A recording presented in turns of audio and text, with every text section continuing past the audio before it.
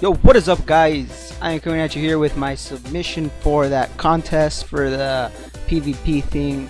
I'll be honest, I don't really expect to win at all. My attack isn't all that great, and I did lose a bit, but it was pretty fun. This is a level 46 I flatted, infamy leader in one of the sectors I was in. He had like 1100 infamy, and he wasn't online. It wasn't a special attack or anything. You guys know I don't really hit online. I don't try to hit a base. It's going to cause me too much repair time. But I couldn't let that infamy pass, even though infamy doesn't even matter anymore because the preseason's over. It's just always fun getting a really large infamy number like that. So here you guys see my air was deploying right over his rifleman, so I brought in my legion to kill the rifleman real quick. I had 3 mavericks, so I used them all to basically take out his whole core. He has that open base design, and it's really bad base design because mavericks will just shred your base apart. And his turrets are all anti-air turrets, so the only things that matter really are his bunkers and his railguns. So I took out his bunkers with night owls and the mavericks, and once all that was done, his base is basically over. You see that maverick took out his last 2 bunkers and the attack so that his units disappear. And the second attack, you see that all he has left is anti-air and 4 railguns, and the railguns aren't going to do much because my Kara has the what's it called, that armor, the anti-gold armor, I forgot what it's called. But here I use Dina's ability to take out one of the railguns. I walk her over to use the other ability to take out the other railgun, and yeah, pretty easy base when they're not online, obviously. And this guy wasn't on. He was online, but well, I don't know if he was online or not. I'm pretty sure he wasn't in front of his computer, but he had hookers on, so he just left for a moment, and while he left, I took him out. So I sent 1 night owl to take out the silo. What I didn't notice is that he has another silo still up right there, you guys can see, and that really caused a lot of damage. You guys will see later in the video.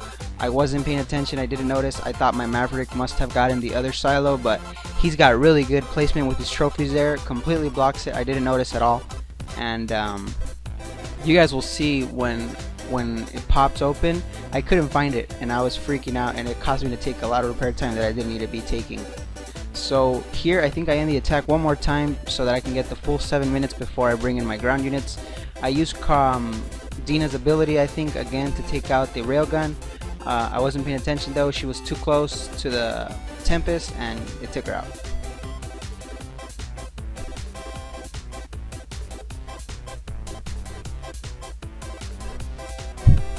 So this is where I bring her back, and too close to the Tempest. Thankfully I at least got the railgun. I used my last night owl just to damage the CC a little bit more, and that's when I end the attack so I can reset the timer and finally smash the rest of his base. So this is what happens, guys, when you put your units on defense mode. Honestly, if you're not going to be online, I recommend just not even putting in defense troops. There's really no point. If you put them on defense mode, they're just going to get picked off, and if you put them on aggressive mode, they're just going to get lured out.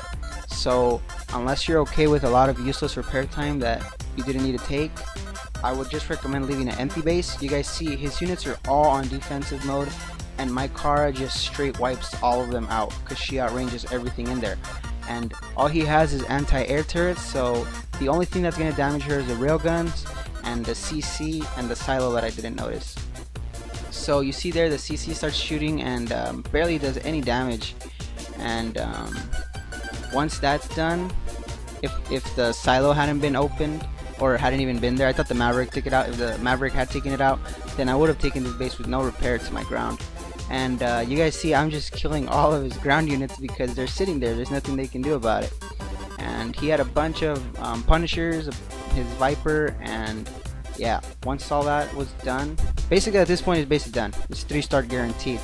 And it sucks because he probably logged on to a lot of repair time. I'm pretty sure this guy's a heavy coiner though, so I doubt he cares. But for those of you that don't coin, there's just no point in leaving your base full of defense. I don't ever leave my base full of defense even when I'm online, unless I really want to test my base or something. There the railgun hit my Kara, but because I got the gold body armor, she didn't die. And that's when the silo came out right there. You guys see all the night owls that hit Kara. If I couldn't find it, as soon as I saw the night owls coming at her, I was looking for it all over, and finally when I found it, it was too late. The owls had all come out, and you guys saw it basically killed the 2 front units on the other squad and left Kara at barely any health left. So what should have been 0 hours repair ended up being like 5 hours repair, I think. But other than that, it was I don't think it was a bad base hit. I feel like I did pretty good. I love smashing high level bases like this. You know, he was full of thorium. I got 120 infamy off his hit, and I really shouldn't have taken any repair time. You know, the Maverick should have taken out that missile. I don't know what happened. There you guys have it. That's Fupa. That's a funny name. I've never seen a name like that. But you guys see my losses versus his losses. I lost a bunch of night owls, a little bit of my air. It ended up being 6 hours repair for my air, I think, and like 4 hours repair for Kara. So that's my base hit. Thank you guys for watching, and I'll see you next time. Peace.